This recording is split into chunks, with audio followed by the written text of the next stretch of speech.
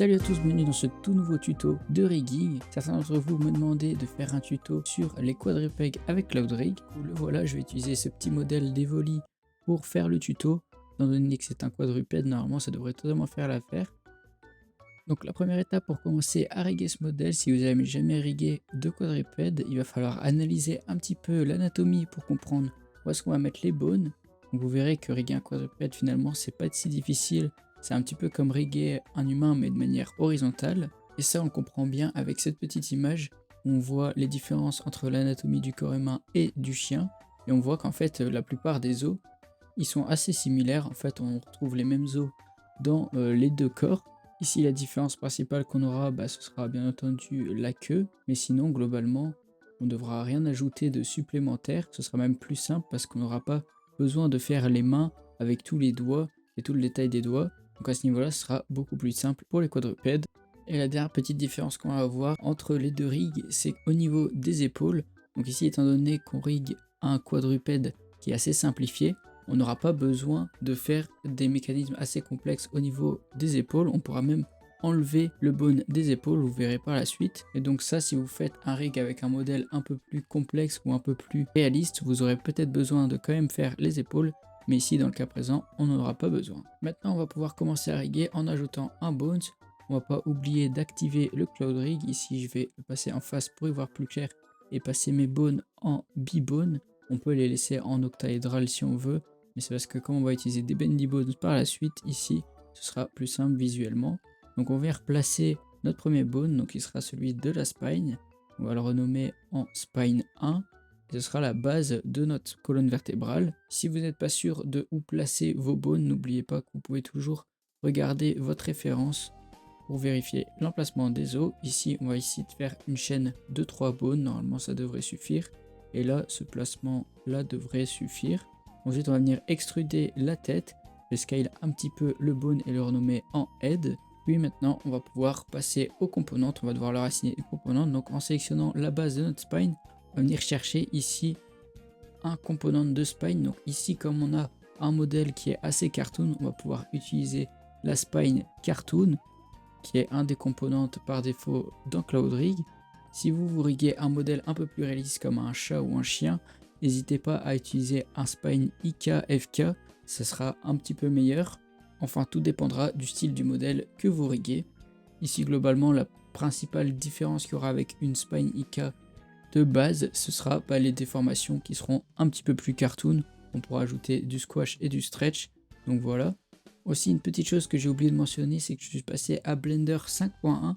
Donc il existe une nouvelle version de CloudRig qui apporte quelques petites nouvelles fonctionnalités. Donc si vous utilisez toujours l'ancienne version de CloudRig, ne vous inquiétez pas, cela fonctionne de la même manière. Le principal différence, c'est qu'il y aura une nouvelle petite fonctionnalité qui va nous permettre de prévisualiser les contrôleurs qui vont être générés par CloudRig.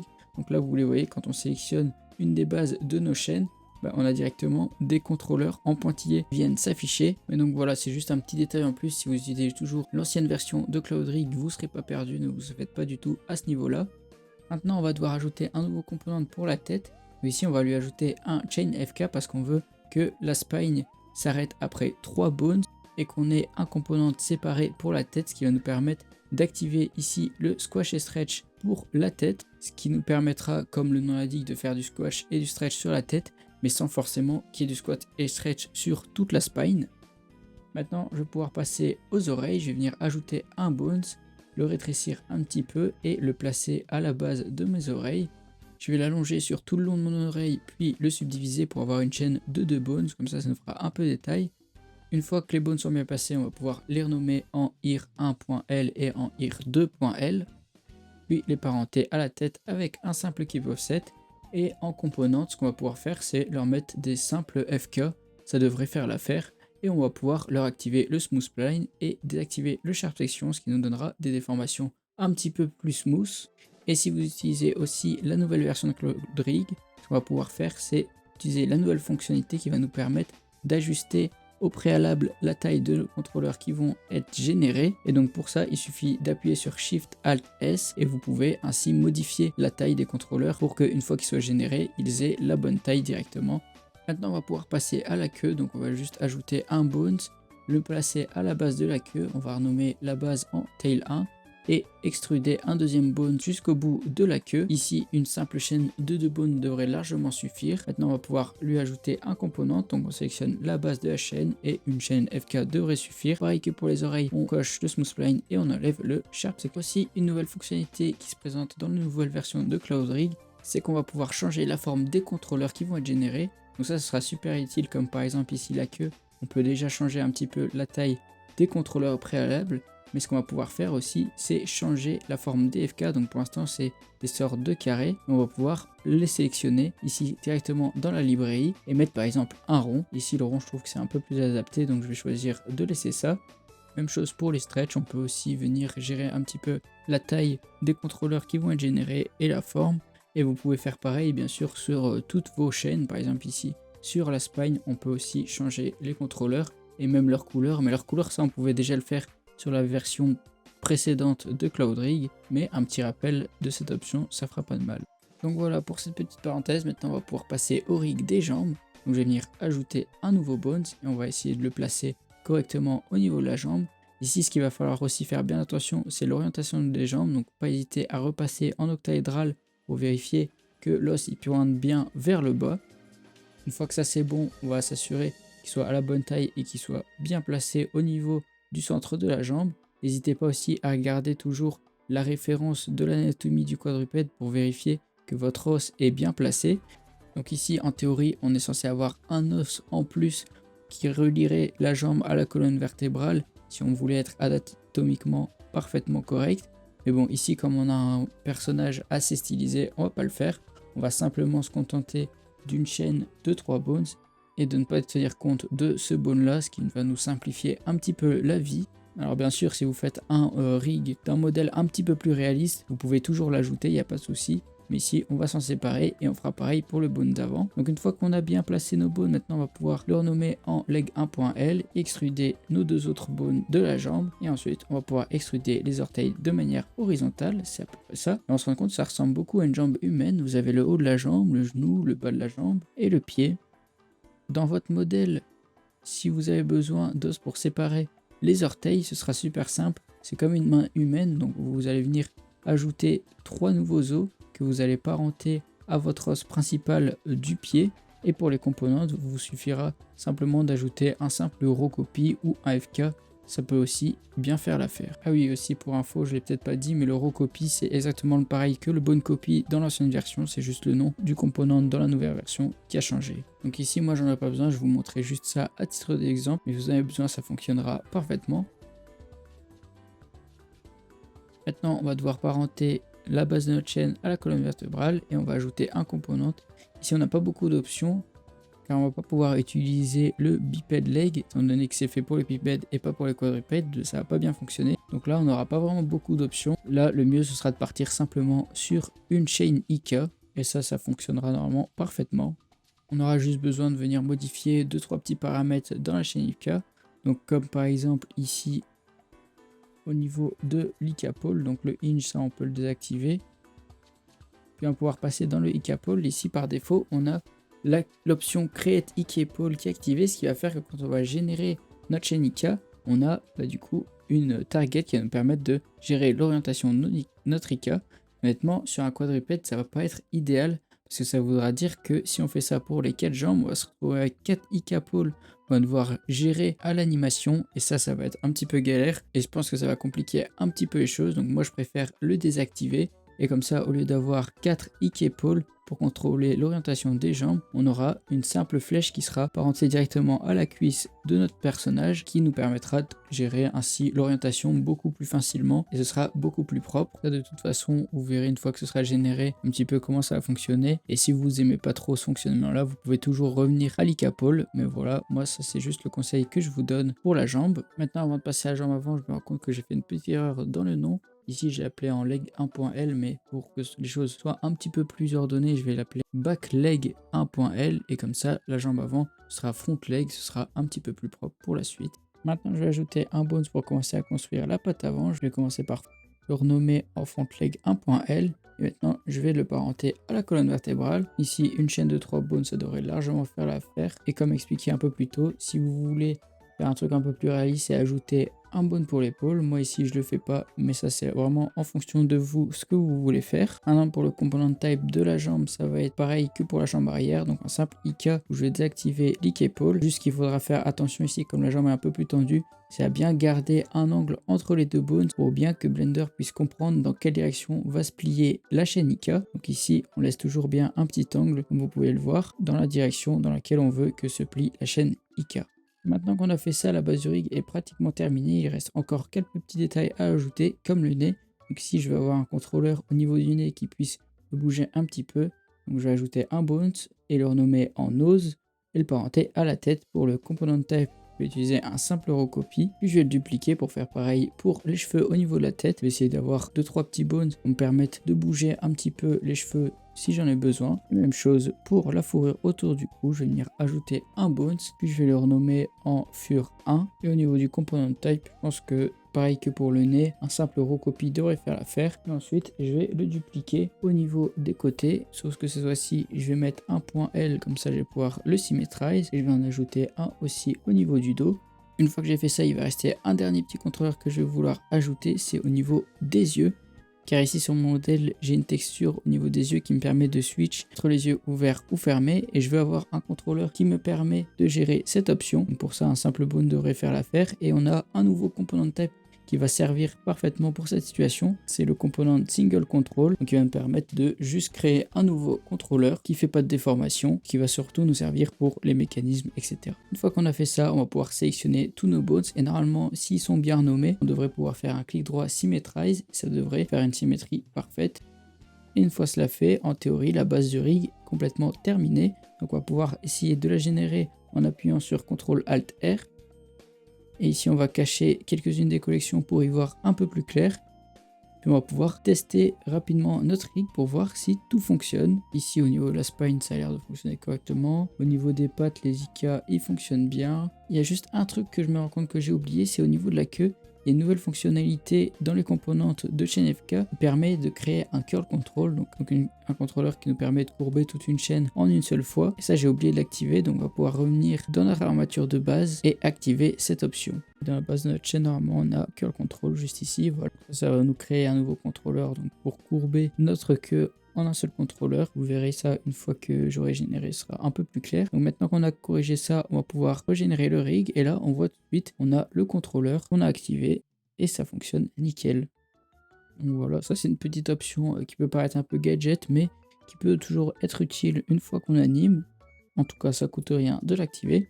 Donc maintenant qu'on a généré notre rig et que tout fonctionne bien, on va pouvoir parenter la géométrie au rig. Donc pour ça, on sélectionne la géométrie puis le rig, on fait CTRL P with Automatic Weight. Et normalement, on devrait déjà avoir un semblant de déformation. Ici, on peut déjà tester un petit peu. On voit que ça fonctionne plus ou moins correctement, mais il y a quand même 2-3 petites choses qu'il va falloir régler au niveau du weight paint. Donc globalement, ça va, on n'aura pas trop de boulot à ce niveau-là. Donc on va pouvoir tout de suite commencer. D'abord, je cache 2-3 collections ici inutiles pour rendre mon viewport un peu plus propre. Ensuite, on va sélectionner la géométrie pour pouvoir passer en weight paint.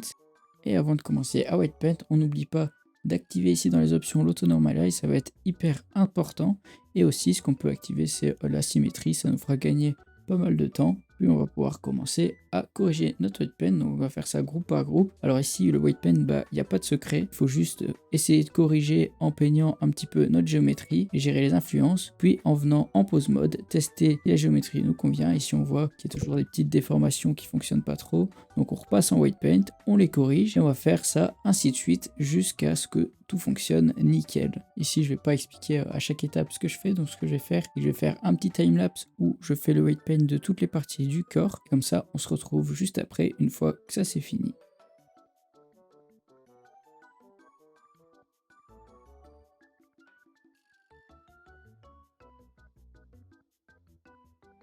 Une fois que je suis satisfait avec mes déformations et mon weight paint, maintenant je vais venir ranger un petit peu mes collections parce que celle par défaut est un petit peu en bordel.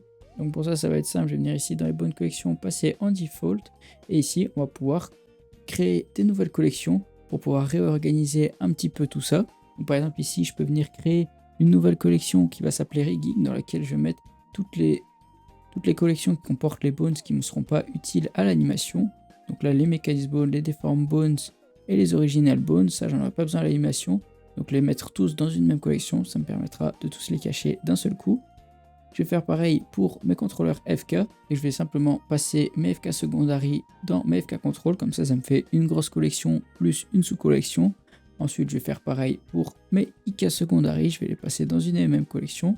Ensuite pour la collection bone, donc ça bone c'est tous les petits contrôleurs que j'ai ajoutés pour la fourrure, pour le nez et tout ça.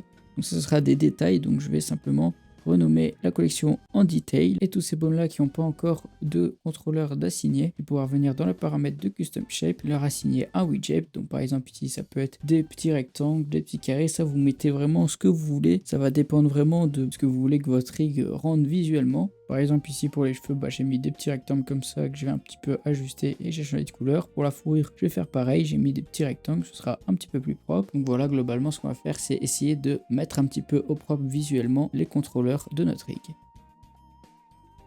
Donc voilà, j'ai mis un petit peu au propre mes contrôleurs de mon rig, comme ça visuellement c'est un petit peu plus plaisant.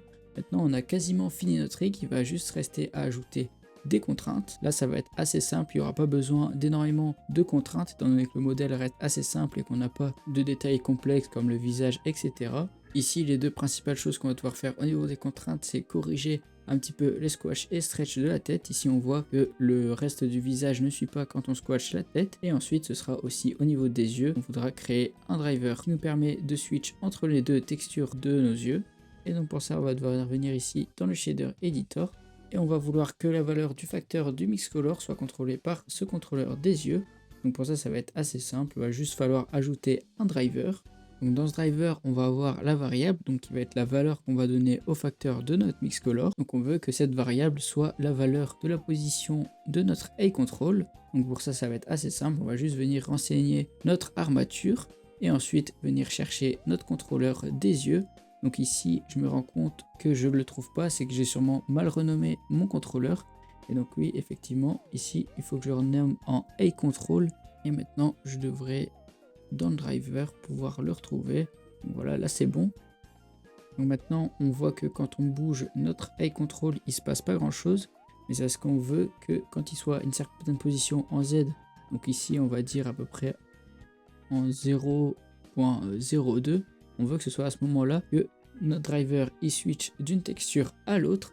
Et donc pour ça on va devoir modifier un petit peu notre driver, et donc là on va sélectionner le Z-Location en Local Space parce qu'on veut que ce soit sur cet axe là que notre driver s'active. Et ensuite pour faire en sorte que notre driver soit égal à 1 quand notre contrôleur est en position de 0,021 sur l'axe Z, il va simplement falloir diviser notre variable par cette valeur. On voit que maintenant ça fonctionne.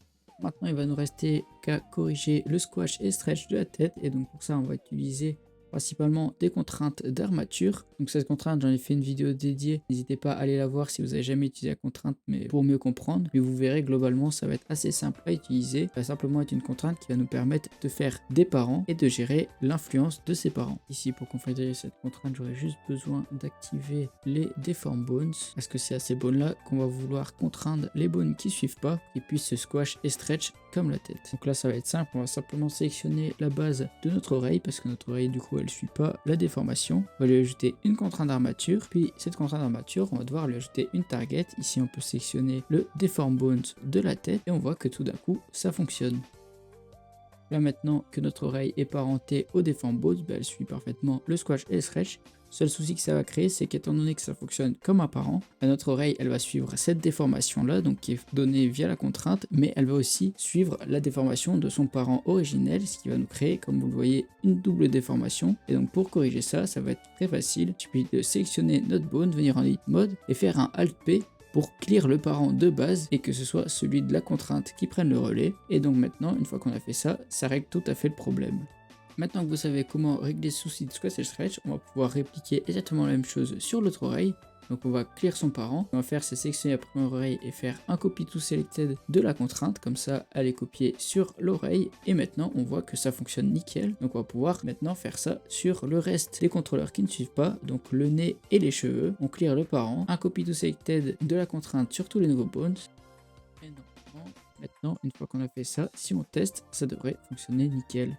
Bah donc voilà, en fait, c'est déjà tout pour ce tuto. En tout cas, j'espère que le tuto vous aura plu, que ça vous aura aidé pour vos rigs de quadrupèdes. Moi, je vous remercie sincèrement d'avoir suivi la vidéo jusqu'au bout et je vous dis à la prochaine pour un nouveau tuto.